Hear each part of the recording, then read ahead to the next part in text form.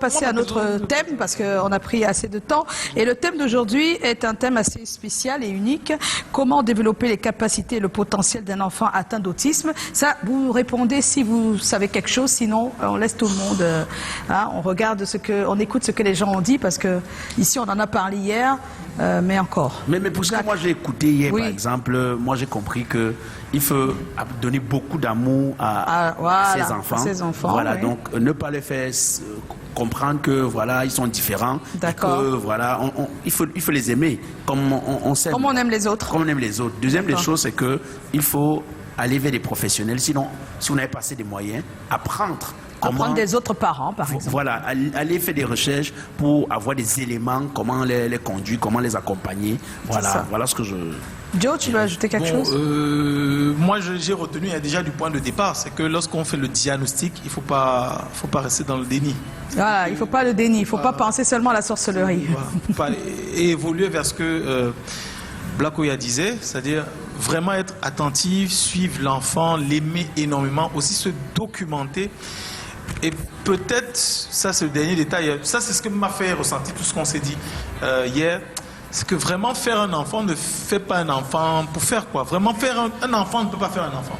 Il faut avoir un minimum de maturité, de capacité à se sacrifier parce que c'est vraiment... C'est un sacrifice, Maman Cécile donne comme impression d'être en mesure de tout abandonner, de tout laisser, pour lui, pour son enfant. Mais oui. Je dis ça comme ça, mais vraiment... Mais c'est ça, non, c'est exactement ça, Joe, tu ne te trompes pas. Quand tu es un père qui n'était pas prêt, tu vas abandonner. La plupart des papas abandonnent. Donc, quand tu sais que tu as encore c'est les femmes qui restent avec la plupart des enfants autistes quand tu les vois. Ils sont toujours avec leur maman, rarement avec leur papa. Même si on jette coup de chapeau à Nemro, sinon il va nous tuer.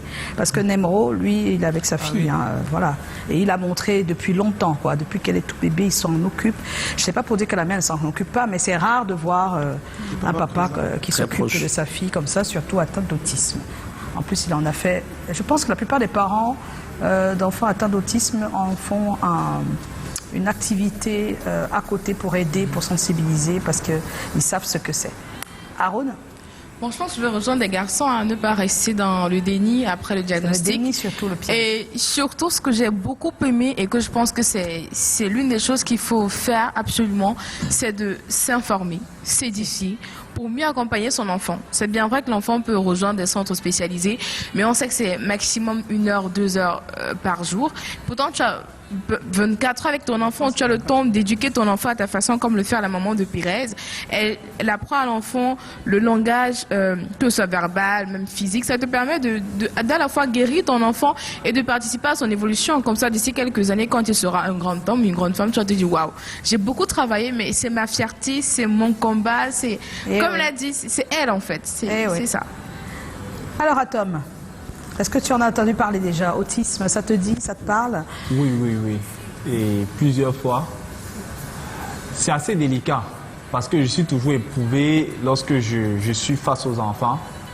Mais j'ai vu que ce n'est pas tout le monde qui a la capacité non seulement de les comprendre, mais aussi de les entretenir. C'est tellement délicat. Moi, je pense avec un véritable amour. L'amour même qu'on réussit à encadrer ses enfants. C'est vrai. Et par-dessus tout, j'ai toujours le sentiment que lorsqu'on a un enfant autiste, il faut toujours faire en sorte que Dieu soit la personne à qui on le confie. Moi, je crois qu'un enfant autiste peut guérir. C'est vrai. Et il y a une façon de considérer son enfant qui fait que la guérison là se manifeste seule. Parfois, la façon dont tu le fais se considérer fait que quand il arrive à côté des gens, son aura transmet autre chose que le semblant de défaut qu'on voit. Moi, j'ai pas généralement vu des personnes très grandes autistes, c'est généralement les tout petits. J'ai regardé aussi, je pense que c'est le film d'Emi Dani dessus, qui m'avait marqué. Je suis allé chez Noël Kemoué au centre et je me dis vraiment que chaque parent qui arrive à élever un autiste, c'est un super héros. C'est un super héros. C'est vrai. Ça, c'est exactement ça. Et puisque tu parles de ce côté chrétien, religieux, la maman de Pérez nous l'a dit aussi, ça fait partie de la démarche qu'elle a eue quand elle a eu son enfant autiste. Elle était déjà chrétienne, mais elle pense qu'elle l'a été un peu plus à ce moment où elle décide de se battre pour qu'il aille mieux. Et sincèrement, il va très bien. On lui fait un coucou encore à Pérez. Il a eu 17 de moyenne ce trimestre. Ouais. Sincèrement, il est en train de réussir avec sa méthode. Et sincèrement, c'est super. On va tout de suite regarder quelques avis. Hein. Oui, peut-être 2 ou 3 messages. 2 messages alors. Bon, nous avons Stéphane Daya, c'est ça qui dit « Énorme question. La réponse est un accompagnement structuré dans un institut médico-éducatif. Dès le bas âge, après un diagnostic qui dure 18 mois. En France, un enfant autiste coûte environ 200 € par jour à l'État. C'est donc une question de santé publique à laquelle seul l'État peut répondre, à condition qu'il y ait une réelle volonté politique, d'autant plus qu'il y a des modèles qu'on pourrait adapter à l'environnement camerounais. Hélas, même pas une expérience pilote à partir de laquelle des choses peuvent germer. C'est comme le droit d'auteur que certains pays pratiquent depuis des siècles et bientôt le siècle pour l'autisme. On a du mal à le démarrer au Cameroun. Nous avons Claude Sedna qui dit... Stéphane Dayas, c'est l'artiste. Il a aussi un enfant autiste, Karl. Et donc il a un projet pilote qu'il aimerait qu'on installe dans ce pays et c'est pas évident. On comprend la profondeur du texte. Mais oui. On a Claude Sedna qui dit c'est comment on est là. Pour moi, il faut d'abord développer ses connaissances sur la pathologie en question, connaître les forces et les faiblesses d'un sujet autiste. Enfin, on pourra mieux travailler sur une meilleure insertion sociale. Ah, c'est bien dit aussi. Voilà. Mais maintenant, il y a Ernestine qui était dans les rues de Douala et puis elle a rencontré l'éducatrice spécialisée dans la prise en charge des enfants autistes. Elle s'appelle Emilienne Dungtung. On regarde tout ça et on vous revient. Déjà de notre niveau à la maison, oui, je pense bien que les parents doivent un peu éloigner les choses que les enfants ont plus besoin. Parce que j'en ai vu et j'ai connu même les parents qui étaient frustrés, ne savaient même pas comment faire. Elles ont mis tout ce que l'enfant avait besoin. Disons déjà l'eau, elle avait mis déjà de l'eau et le pot de l'enfant à côté. Or, moi je pense que l'enfant doit demander. Oui, on doit un peu éloigner les choses dont l'enfant a besoin. Oui, pour que l'enfant puisse, quand il a besoin même de boire de l'eau, venir vers la mer. Soit avec un gobelet, on saura que l'enfant est en train d'évoluer. And you look what that child can do. And you started to train her from small. Don't remove that child on the road that he should go and beg. You can learn how handwork, something to do. And the family have to show love to that child. Je ne sais pas comment faire. Je l'amène à l'hôpital chez les spécialistes. Alors premièrement, il faut comprendre l'enfant, comprendre son environnement, se mettre en tête que c'est un enfant comme tout le monde et l'orienter à travers des jeux qui va donner ici une orientation à ce qu'il aime et pouvoir maintenant le socialiser parce qu'un enfant atteint d'autisme est également semblable à tout autre enfant. Il faut d'abord donner beaucoup d'amour à cet enfant parce que ce sont des enfants qui ont des caractères un peu difficiles. Pour un rien, on se braque. First is loving the child. When you love a child, this kind of children, always make sure you have acquaintance, you play with the child, you make the child to understand first of all that he or she is loved, and then by then anything you are doing, make sure you introduce to the child, this thing is called this thing is called that, this thing we do it like this. As the child sees the action, the child begins to adapt to it, to the environment. Oui, on les met dans les écoles appropriées. C'est vrai, si les écoles sont un peu chères, je crois que déjà c'est aussi ça parce que quelqu'un m'a fait comprendre que les écoles sont chères. Mais je crois que là, au niveau du gouvernement, on peut faire l'effort pour aider les parents. Parce que les parents qui ont ces enfants sont vraiment frustrés. Ils sont très frustrés quand tu causes avec elles, tu vois, au quotidien, ils ne sont pas à l'aise. Pour elles, c'est comme si Dieu les avait donné un mauvais enfant. Oui, oui. Et voir ce que cet enfant aime beaucoup et l'orienter dans ce qu'il aime. Je prends par exemple un exemple, on se rend compte que l'enfant aime bien la voiture. Quand il y a plusieurs jouets, il choisit beaucoup plus la voiture. L'orienter dans un garage où il aura accès facilement à la voiture. Gérer quotidiennement un enfant autiste demande de la patience, de la tolérance, mais avant tout, il faut connaître comment est cet enfant autiste. Il faudrait que cet enfant vous accepte et que vous-même vous fassiez accepter par l'enfant. Donc si une fois que cela est mis en place, vous avez accepté l'enfant vous a accepté, il y a cet échange qui se met en place. Et ça va vous permettre déjà d'inter-échanger avec l'enfant, il va vous accepter, ce que vous lui demandez de faire, il pourra faire, s'il a besoin de quelque chose, il pourra venir vers vous. Mais tant qu'il n'y a pas ça, l'enfant sera toujours de son côté, il ne viendra pas vers vous. L'autisme est un trouble neurodéveloppemental qui affecte 3 domaines, à savoir la communication, le comportement et la socialisation. La communication, pourquoi? Parce que certains enfants autistes parfois ont un retard du langage, parfois sont non-verbales et pour dire ce qu'ils veulent, c'est par des gestes ou bien ils vous tiennent la main pour vous amener quelque part. Parfois, ce sont des enfants qui ont très peu de mots. Donc, ils ne peuvent pas échanger de façon fluente avec notre personne. Et maintenant, sur le plan comportemental, c'est parce que vous allez voir des enfants qui, parfois, ils crient, ils se ferment les oreilles, ou bien ils cassent tout à la maison quand il est en colère, et tout ça toujours parce qu'il ne peut pas s'exprimer clairement. Et la socialisation, c'est aussi un fait parce que vous allez voir que l'enfant autiste est toujours retiré des autres. Il va toujours chercher un endroit un peu plus calme, un endroit où il est seul, un endroit où il fait ses choses, il ne voudra pas que les autres viennent autour de lui. Oui, pour que l'enfant puisse développer son potentiel, il y a plusieurs stratégies. La meilleure, c'est de découvrir son centre d'intérêt. Je prendrai un exemple, par exemple. Si on veut peut-être que l'enfant parle, c'est un potentiel que les parents voudraient toujours madame, donne que mon enfant parle. Il y a d'autres qui disent, ok, madame, je voudrais savoir qu'est-ce que mon enfant peut faire dans l'avenir. Bon, à partir de son centre d'intérêt, des gens peuvent stimuler beaucoup de choses. Donc, on observe ce que l'enfant aime faire, ce qu'il n'aime pas faire. Si c'est côté aliments, ce qu'il aime, ce qu'il n'aime pas. Je vais prendre l'exemple d'un enfant qui aimait trop les crêpes. Donc on utilisait les crêpes en même temps comme un renforçateur. Quand on lui demandait de faire quelque chose, si on mettait les crêpes à côté, il faisait rapidement ce qu'on lui demandait. Et même pour le langage, quand on prononçait le mot crêpe, il était prêt à ouvrir la bouche, à faire certains sons parce qu'il voulait à tout prix recevoir la crêpe. Donc il y a des renforçateurs qu'on utilise pour stimuler l'enfant. Éviter de crier sur un enfant autiste. Éviter de le taper.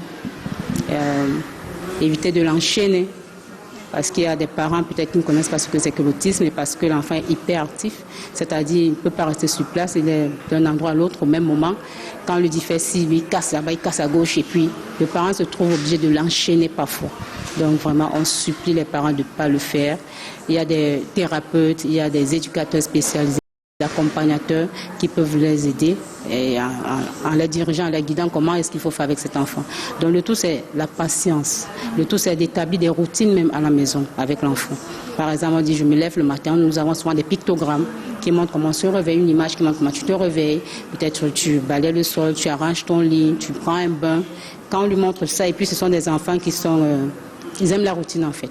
Quand tu lui montres cette routine, il sait ok, quand je me lève le matin, je dois faire telle chose, après je fais telle chose. Et s'il y a une chose qui manque après, il va signaler par son comportement. Soit il va crier, soit il va émettre un comportement bizarre. Et vous allez comprendre que non, en fait, on n'a pas fait telle chose. Il faudrait qu'on fasse ça pour qu'il retrouve ça.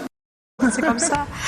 Voilà, vous voyez bien, plein de consignes, en tout cas pour les parents. C'est important d'enlever de votre esprit qu'il s'agit d'un problème mystique. Parce que même si ça l'est, c'est un autisme, c'est l'autisme d'abord. C'est important de le dire et de travailler dur avec votre enfant pour qu'il, peut-être pas qu'il sorte de là parce qu'on dit qu'il n'y a pas de possibilité qu'il en sorte, mais au moins que sa vie s'améliore, ça c'est possible.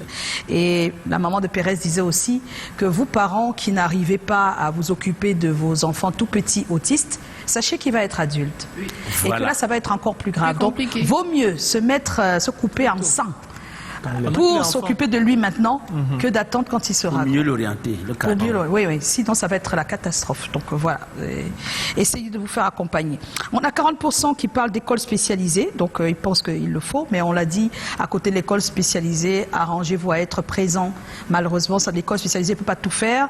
Et puis 30% parlent de l'amour et de l'affection. Il faut beaucoup d'amour, beaucoup d'affection. 20% orientation vers les jeux. Oui, ça c'est pour les hyperactifs, il faut les occuper. Mais ça ne suffit pas, hein. C'est juste une partie. Et puis 10% n'ont pas d'idée. Ben oui, il y a encore des personnes qui ne savent pas très bien ce que c'est l'autisme, ni comment... Ceux qui n'ont pas d'idée là, qu'ils aillent fouiller sur Internet. D'accord, ils iront, t'inquiète pas. On est en compagnie d'Atom. On va faire le blind test. Tu sais ce que c'est quand même? Oui, oui, oui. Tu as été fidèle dans ta vie. Parce que tu parles de Dieu là, tu as été fidèle. N'est-ce pas? Avant de connaître Dieu, tu étais fidèle. C'est le blind test. C'est le blind test. Le blind test, c'est des musiques gospel Afrique. On a choisi pour toi quelques musiques. Tu dois nous dire si tu les connais. Okay. En tout cas, pour nous dire que tu les connais, tu donnes juste l'auteur. Hein. C'est facile ça. Ok. On y va avec la première, Colas? Toi et toi. Quand l'ennemi vient me séduire, la porte est scellée. Quand tu viens troubler mon âme, la porte est scellée. Quand survient la tentation, la porte est scellée. Elle est scellée par le sang. Là, il s'appelle Marcel Mbungu. Bungu. Tu connais Marcel Bungu? Ok, le titre c'est Je suis couvert. Un autre titre.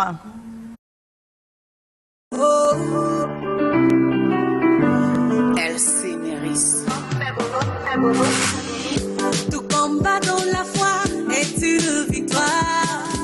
Ce qui est né de... Est-ce qu'il est... Ouais, c'est ce que je veux dire. Vas-y. Akoubaï, oui, c'est son dernier Higher Higher. Et le troisième. Les maniaques, oh oui, ils vont se rallier. C'est l'heure du royaume, mon ami. Ça dit quoi, dire comme du manière. On est solide de toutes les manières. Il y a des questions que quelques personnes ont posées pour toi. Yimkwa Emile Zola, c'est comment? On est là. Je veux savoir s'il est coach. Ce gars est bon. Il ne mérite pas d'être un atome. Okay. Je ne comprends pas. Les atomes, c'est trop petit. En fait. Les yeux ne voient même pas.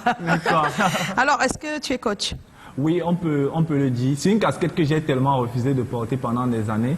Oui. Mais finalement, ça me rattrape. Disons que j'encadre des gens. Voilà. Aujourd'hui, après les conférences qu'on fait dans les villes, on donne des conseils à des personnes, on les suit. Ouais. Aujourd'hui, il y a une communauté de plus de 500 personnes que j'enseigne chaque jour. D'autres personnes viennent demander des conseils. Des conseils. Voilà, on leur donne quoi. Il y a César Yurteux qui dit ce monsieur est très fort, bon courage à lui et qui continue dans la même lancée à enseigner le peuple. Merci. Et puis il y a Erwin Frank, lui là, c'est plus chaud. Hein. Il a une question. Bonsoir, monsieur Atom Blogueur. Ma question est de savoir si les relations sexuelles avant le mariage sont formellement interdites par la Bible. Si oui, pour quelle raison? Merci. Ah. Oh là là. Pourquoi? Donc c'est toi qui vas nous expliquer. Ok. Bon, grand, je le connais même, c'est un de mes abonnés. Je vois souvent ses commentaires. Oui. Maintenant, Dieu n'est pas un Dieu de violence. Dieu nous aime. Et c'est quelque chose qui est très difficile à comprendre. Le problème, c'est que Dieu nous a donné la capacité d'être des dieux, c'est-à-dire être à son image. Le pouvoir de décision, là, nous l'avons. L'animal, lui, va marcher. L'animal est en train de marcher, mais il ne peut pas forcément tout faire de lui. Il va avoir des limites. Mais nous, on vient dans les environnements dont on a assujetti. Et le premier environnement que nous avons à gérer, c'est notre corps. Ouais.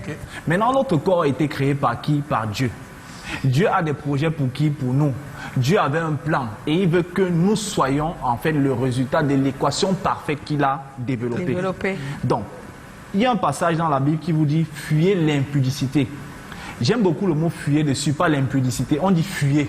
Oui. Donc, ça veut dire que ça va te suivre. Donc, tu fuis seulement. Parce qu'on connaît comment le monde est. Le monde va toujours être avec ses tentations. Tout ça pour dire quoi? Parce qu'on va partir. Son corps. Tout ça pour dire que... On doit tout faire pour ne pas tomber dans... Oui, mais en fait, moi-même, j'ai appris cela à mes dépens. Je dis toujours que si j'avais su, franchement, je serais resté pur. Ah bon, hein? Oui, vérité, si j'avais su. Moi, je savais, hein, mais je ne suis pas restée. Parfois, et il m'aime toujours, donc laisse-moi. Ça, c'est une ne viens vérité. pas gâter mon amour. Dieu va toujours t'aimer, mais il y a cette équation parfaite qu'il avait voulu. Beaucoup de personnes pourraient ralentir leur destinée dans cela. Je suis certain qu'après ça, il y a beaucoup de questions que tu te poses sur ta relation avec Dieu. Tu pars même parfois te repentir dans le lieu secret. Tu dis que Seigneur, je l'ai fait, je sais que c'était pas ta volonté. Mais comment est-ce qu'on va évoluer par la suite? Il te dit, bon, tu as perdu 2 ans. Ce qu'on va faire, c'est que quand même, je vais te donner une nouvelle brèche. Sauf que tu vas devoir te battre de toi-même. C'est-à-dire qu'il y en a qui disent que c'est ça qui les inspire. On se comprend. On se comprend, Tom, mais on va se dire au revoir.